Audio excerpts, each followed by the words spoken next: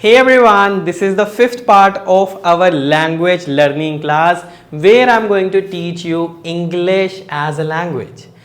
I know simple past हमने fourth part में already कर लिए, बट सिंपल पास्ट की हेल्प से क्वेश्चंस कैसे पूछोगे, क्वेश्चंस के आंसर कैसे करोगे, ये हम सीखेंगे इस पार्ट में. So I hope you guys remember this part which you have already studied in fourth part.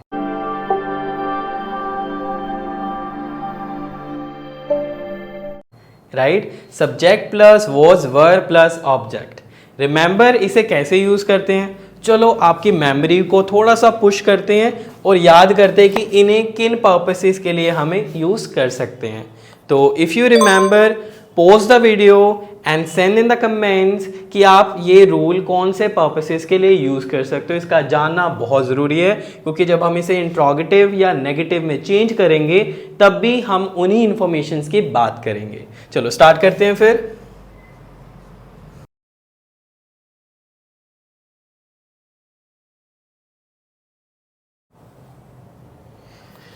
So guys, I have written the 5 purposes for which you can use this rule. और guys, मैंने आपको बताया था जैसे जैसे हम आगे चलते जाएंगे वैसे वैसे मेरी क्लास में इंग्लिश का यूज़ ज़्यादा होता रहेगा. So please try to understand, and in case you do not understand anything you can ask the question in the comment box. But मैंने आपको कुछ चीज़ें बताई थी अपने फर्स्ट और मे बी सेकेंड पार्ट में कि इंग्लिश को लिखना शुरू करो, अपने बारे में रोज़ कोई चीज़ लिखा करो लास्ट डे और एवरी डे, और जो भी लिख सकते हो ट्राई करो कुछ ना कुछ इंग्लिश में लिखने का, और कुछ सुना करो इंग्लिश में, मूवीज़ देखो. That is very important. So I am going to use a bit English this time more as compare to my previous videos, so you can listen to more English. I will use very simple English, तो आपको समझने में कोई problem नहीं आएगी. So guys, this rule we can use for these many purposes and there are many more. But अभी के लिए हम इन purposes के लिए यूज़ करेंगे, और जो भी purposes आपको पता है जिनके लिए हम इन्हें यूज़ कर सकते हैं तो आप वो भी ट्राई कर सकते हो. So guys, इंट्रोगेटिव याद है. इंट्रोगेटिव के का रूल क्या होगा. अब हम यहाँ पे यूज़ करेंगे first was were. So here is our rule which we can use for interrogative tenses. जब आप क्वेश्चन पूछना चाहते हो और सिंपल पास्ट टेंस यूज़ करना चाहते हो और पास्ट के रिलेटेड कोई क्वेश्चन पूछना चाहते हो तो आप ये वाला रूल यूज़ करोगे. और आप बात कर सकते हो फीलिंग की, लोकेशन की, रिलेशन की, नेचर की, क्वालिटी की, एज की, कॉम्प्लेक्शन की, बाकी चीज़ें आपको पता ही हैं. राइट. तो अगर मैंने क्वेश्चन पूछना हो फीलिंग के रिलेटेड तो क्वेश्चन क्या होगा, कैन यू गेस. अगर आप क्वेश्चन बना सकते हो फीलिंग के ऊपर विद दिस रूल तो आप कमेंट्स में शेयर कर सकते हो. फिर से वीडियो को पॉज कर लेना और कमेंट्स में शेयर कर लेना, and I will make sure कि आपके जो भी एग्जांपल्स होंगी कमेंट्स में मैं उनका रिप्लाई ज़रूर करूँ. सो गाइज, अगर मैं इसके साथ क्वेश्चन बनाता हूँ तो आपको मैंने पहले भी बनाया था कि हम यहाँ पे ऑब्जेक्ट में या सब्जेक्ट में एक गेस लगाते हैं. राइट. तो अगर मैं आपसे क्वेश्चन पूछना चाहूँ तो मैं आपके लिए यूज़ करूँगा यू के साथ हम क्या यूज कर सकते हैं, वर. फिर सब्जेक्ट आ गया हमारा यू आके देन ऑब्जेक्ट. तो मैं यहाँ पे आपकी जो फीलिंग है उसे गेस कर रहा हूँ. जैसे कि येस्टरडे आके were you sad yesterday.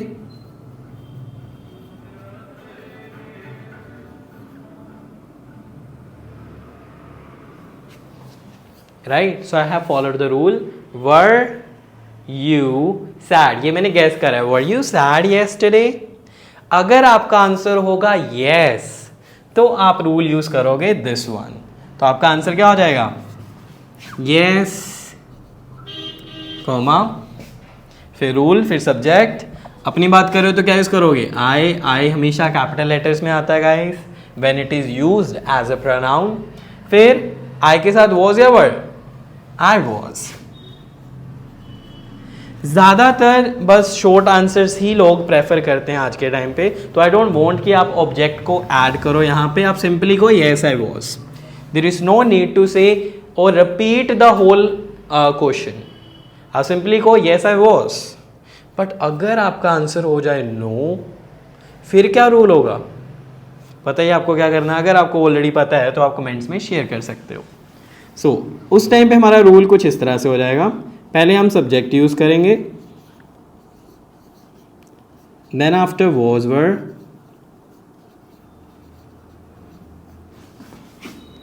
Not and object, right.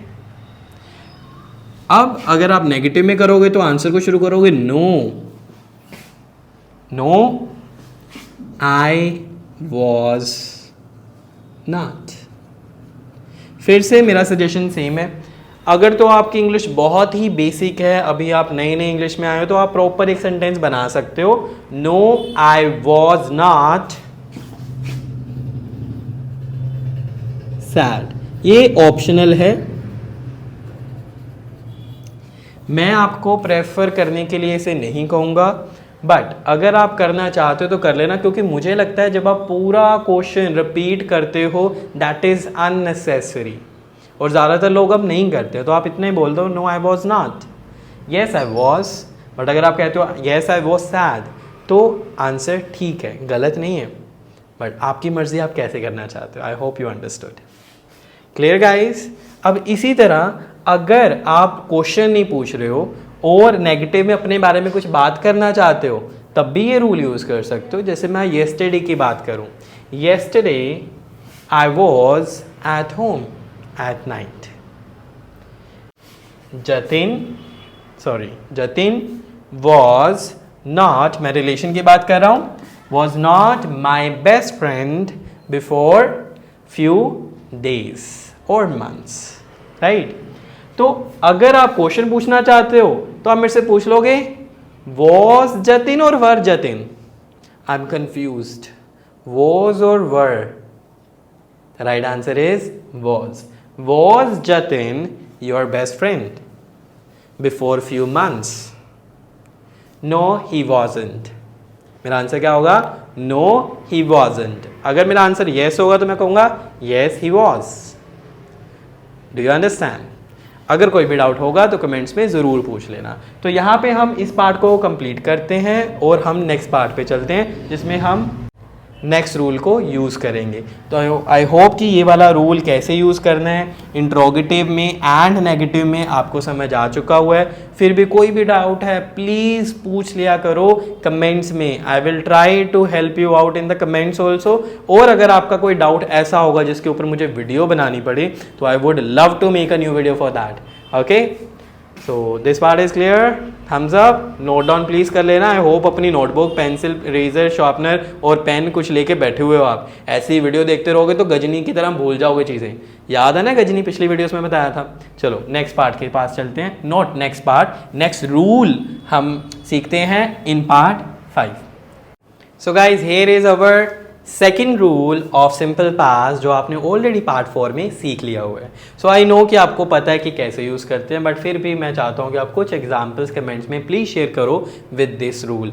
Video को कर दो pause and start sharing some examples. देखो, रूल्स को याद करना ज़्यादा इंपॉर्टेंट नहीं है, रूल्स को यूज़ करना, प्रैक्टिस करना ज़्यादा इंपॉर्टेंट है, ताकि आपको पता हो कि ये रूल है तो इसके साथ मैं कैसे एग्जाम्पल्स बता सकता हूँ, वो लिख सकता हूँ।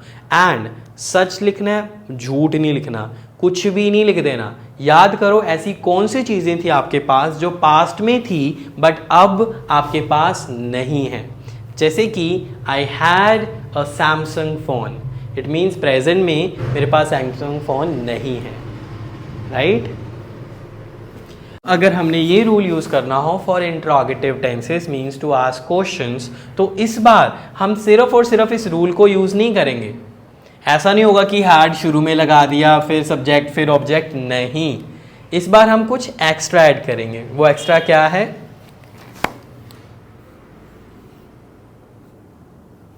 डिड। इस बार हम ऐड करेंगे डिड को।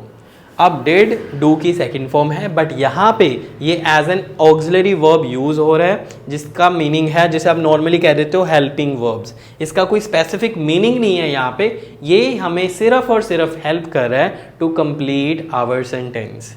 इसके बाद हम इसमें यूज करेंगे सब्जेक्ट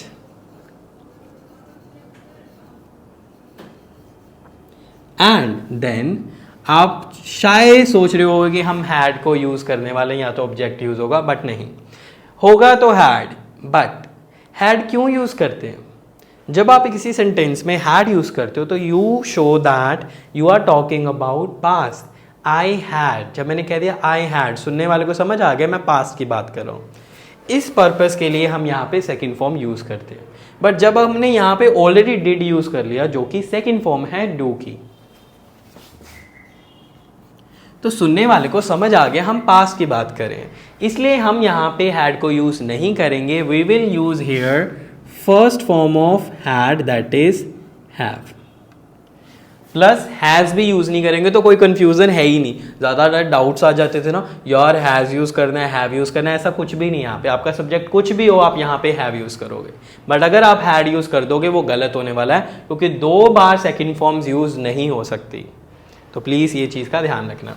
नेक्स्ट हम ऐड कर देंगे ऑब्जेक्ट, राइट। फिर से हम यहां पे गेस लगा सकते हैं, बाकी कोई भी गेस लगा सकते हैं। जैसे सपोज मैं अपने फ्रेंड से कुछ पूछ रहा था येस्टरडे, तो मैं पूछ रहा था उसे did you have my cars की येस्टरडे। मीन्स कि मुझे शायद लग रहा था कि उसके पास हो, मैं गैस लगा रहा था बट मैं श्योर नहीं था। Did you have my cars की येस्टरडे। प्लस मैंने अपनी रिंग भी भूल गया था कहीं पे और मुझे पता ही नहीं था ये किसके पास है। तो पहले मैं दीदी के पास गया, मैंने कहा दीदी did you have my ring yesterday with you. Did you have my ring with you yesterday. So कुछ इस तरह से भी क्वेश्चन पूछ सकते हैं। बाकी बेसिक क्वेश्चन अगर सिर्फ यू के साथ ही नहीं, आप कोई भी क्वेश्चन पूछ सकते हो। जैसे कि हम यहां पे बात करते हैं did, okay, and we are going to talk about, let me think whom should we talk about. Did Kareena Kapoor has मत यूज कर देना प्लीज, हैज है ही नहीं रूल में, तो हम क्या यूज करेंगे have. Did Kareena Kapoor have many cars in 2000? This is the year. Did Kareena Kapoor have many cars in 2000? Last में question mark, right? Because you are asking a question, but यहाँ पे role में हमें लिखने की कोई ज़रूरत नहीं है। तो आप यहाँ पे पूछ सकते हो क्वेश्चन मार्क लग गया तो समझ आ गया कि आप किसी से कुछ पूछ रहे हो। तो अगर यहाँ पे आंसर हो जाए यस, तो आप ये वाला रूल यूज़ करोगे यस। फिर से मैं ये कहूँगा कि पूरा सेंटेंस रिपीट करने की नीड नहीं है, सिंपल को यस। करीना कपूर की बात कर रहे हैं तो हम क्या यूज़ करेंगे she had, yes she had, that's it. You don't need to give a long answer here. बाकी अगर आप चाहते हो लॉन्ग आंसर ऐड करना तो आप बिकॉज यूज़ कर लो और कुछ इन्फॉर्मेशन एक्स्ट्रा ऐड कर लो, but do not repeat the complete question. But अगर आंसर हो जाए नो, तो फिर रूल क्या होगा, फिर से डिड को ऐड करेंगे यहाँ पे हम, not and have plus object, right. So answer हो जाएगा no she, sorry,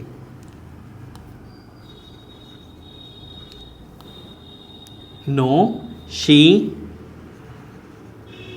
did not.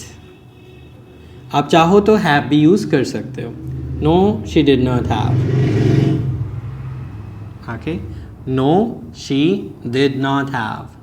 But अगर आप कह रहे हो no she did not, that is also fine, she did not have, that is also fine, but पूरा question repeat करने की नीड नहीं है, आपको ये ज़रूरत नहीं है कहने की no she did not have many cars, okay. But अगर आप स्ट्रेस करना चाहते हो इस पार्ट को, ये पार्ट आपको लग रहा है बहुत ही इंपॉर्टेंट है, फिर आप चाहो तो इसे ऐड कर सकते हो, no she did not have many cars in 2000, okay.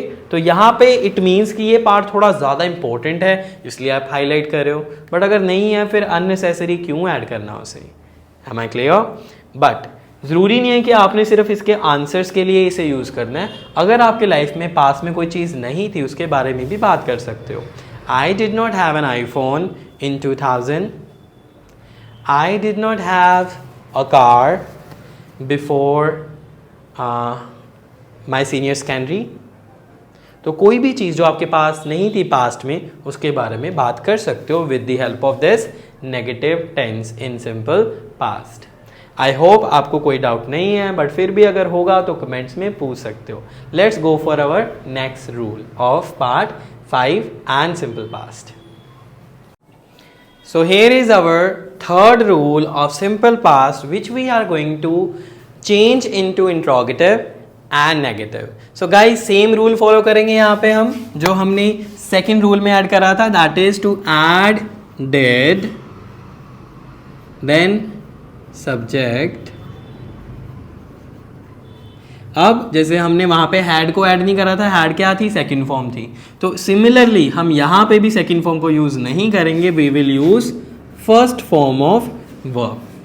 कोई भी एक्टिविटी को डिस्क्राइब करने के लिए जो वर्ब्स की नीड होती है उनकी हम कौन सी फॉर्म यूज़ करेंगे यहाँ पे, फर्स्ट, हम सेकेंड यूज़ नहीं करेंगे, right. Next is object. So guys अगर आपने किसी से भी कोई भी एक्टिविटी के रिलेटेड पास्ट की बात करनी हो, चाहे आज भी सुबह की बात करनी हो, इस टाइम पे जो टाइम हो रहा है that is 6:30 in the evening, but अगर मुझे किसी से बात करनी हो 5 PM के बारे में और मुझे आज सुबह की बात करनी हो जैसे 6 AM के बारे में, तो वो भी पास्ट हो जाएगा। 1 सेकंड पहले की बात भी मैं अगर करूं तो वो भी पास्ट हो जाएगा। जैसे कि पहली बात तो हम यहाँ पे गैस करेंगे। सो गाइज कोई भी क्वेश्चन पूछना हो एक्टिविटी के रिलेटेड पास्ट की तो हम फिर से पहले यूज करेंगे डिड को। फिर अगर आप क्वेश्चन पूछ रहे हो लिसनर से तो यू यूज होगा, बट अगर लिसनर से बात कर रहे हो खुद की, तो क्या यूज होगा, डिड आई। कई बार होता है ना अपने बारे में कंफ्यूज होते हो कि यार मैंने ये चीज करी थी कि नहीं करी थी। For example, did I give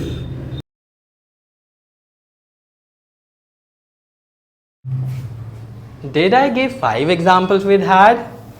Here it is a question mark. Did I give 5 examples with had? I don't remember. Can you tell me in the comments, did I or not? अगर answer होगा yes, आप reply कर रहे हो मुझे, तो आप क्या कहोगे, yes, मेरे लिए क्या यूज करोगे, yes you did। आंसर में क्या आ जाएगा, yes you did। अगर आंसर होगा नेगेटिव में तो रूल क्या होगा, आपको पता होगा इस बार तो आंसर हो जाएगा no you did not। no you did not।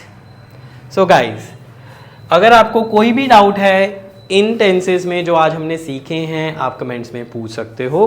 But एक और चीज़ मैं बताना चाहता हूँ, अगर आप नेगेटिव में कोई भी एक्टिविटी की बात करना चाहते हो जो आपने नहीं करी पास्ट में, तब भी ये रूल यूज़ कर सकते हो। जैसे कि today I did not go to gym, okay, today I did not go to gym, but future में मैं जाऊंगा, तो इसकी इंग्लिश क्या होगी, कमेंट्स में लिखो। आज मैंने जाना है at 8 I will go to gym. चलो मैंने बोल ही दिया इंग्लिश में, लेट इट बी। मैं आपसे पूछने वाला था अदरवाइज कि इसे इंग्लिश में कैसे कहेंगे। सो गाइज आई होप कि आपको क्लियर हो चुका हुआ है। बाकी मुझे ये चीज़ बताओ कि आपके पास में आपने ऐसी कौन सी चीज़ें हैं जो लाइफ में नहीं करी। जैसे कि I did not go to Canada before, I did not go to Canada before. और आप मुझे बताओ ऐसी कौन सी एक्टिविटीज़ हैं जो आपने पास में नहीं करी। और कोई भी डाउट्स हो कमेंट्स में पूछ सकते हो। I hope this part was interesting and knowledgeable, and if you like this video, don't forget to subscribe to my channel, hit the bell icon. Thank you so much and share it with your friends. Bye.